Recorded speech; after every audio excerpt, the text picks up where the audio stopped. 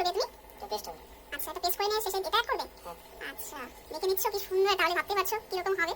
বর্ণাশা কিন্তু ভালোই রান্না করে বলো। মাংস কষানো কি হয়ে গেছে নাকি গো? না একটু আছে। আচ্ছা, এটা জল অ্যাড করবে না? অনেক হালকা। তেল সাথে কিন্তু ফ্রাই করে দিয়েছি।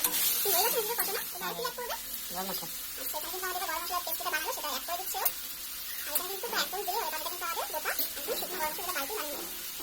এবার এখানে প্রায় 1 বাটির মতন জল অ্যাড করে নিচ্ছি। খুব একটা বেশি পরিমাণ জল কিন্তু আমরা এখানে নেবো না, কারণ আমরা একটু কষানো কষানো এটাকে বানাবো। তারপর আমি কিন্তু দেখলাম এটা কাঁচা লঙ্কাটা হয়েছে দেখে কালারটা কিন্তু আমাদের প্রায় সবুজ সবুজ একটু হয়েছে, কিন্তু এটা খেতে কিন্তু দারুণ লাগে। শুকনো লঙ্কা যতটুকু কাঁচা লঙ্কা কিন্তু সেটাও বেশি ভালো লাগে খেতে। আর গরম মশলা দেওয়ার পর কিন্তু আমি খুব একটা বেশিক্ষণ রান্না করবো না, কারণ একটু আমাদের রান্নাটা এক হয়ে গেছে। গরম মশলা হাতে কষা কষা সুন্দর মুরগির মাংস হ্যাঁ হয়ে গেছে। হয়ে গেছে, নামিয়ে নিয়ে গেছে। আচ্ছা ঠিক আছে, তাহলে এবার কিন্তু এবার হয়ে গেছে। তাহলে তোমাদের কেমন লাগলো বরের হাতের এই মাংসের রেসিপিটা? যদি ভালো লেগে থাকে তাহলে অবশ্যই একটু লাইক, কমেন্ট এবং শেয়ার করে দিই বন্ধুদের সঙ্গে।